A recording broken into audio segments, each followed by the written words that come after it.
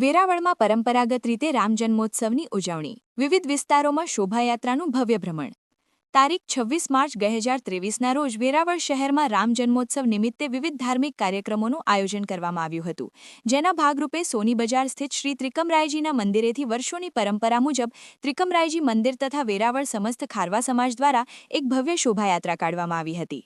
આ કાર્યક્રમનું પ્રસ્થાન શ્રી અખિલ ગુજરાત માછીમાર મહામંડળના પ્રમુખ અને નગરપાલિકાના પૂર્વ પ્રમુખ કિશોરભાઈ કુહાડા તેમજ વેરાવળ સમસ્ત ખારવા સમાજના પટેલ અને સનાતન હિન્દુ સમાજના પ્રમુખ જીતુભાઈ કુહાડાની અધ્યક્ષતામાં કરવામાં આવ્યું હતું તથા ત્રિકમરાયજી મંદિરના મહંત સ્વ જમનાદાસ બાપુની છબી સાથે આ યાત્રા મહાનુભાવો દ્વારા શાસ્ત્રોક્ત વિધિથી પૂજન કર્યા બાદ નગર ભ્રમણ માટે રવાના કરવામાં આવી હતી.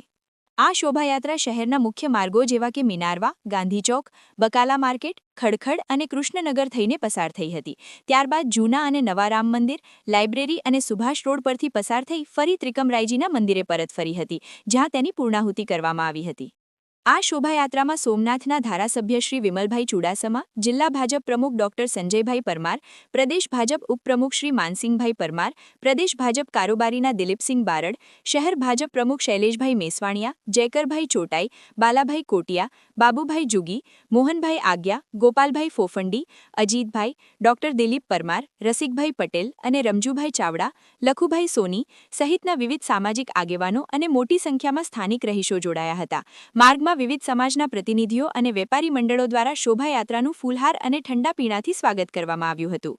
આ શોભાયાત્રામાં જિલ્લા એસપી શ્રી જયદીપસિંહ જાડેજાના માર્ગદર્શન હેઠળ સીટીપીઆઈ શ્રી ગઢવી સહિતના વિવિધ પોલીસ સ્ટાફ દ્વારા ચુસ્ત બંદોબસ્ત ગોઠવવામાં આવેલ હતો. અહેવાલ વીઆઈ જીકાણી, ચીફ એડિટર, રાજવંશ ન્યૂઝ.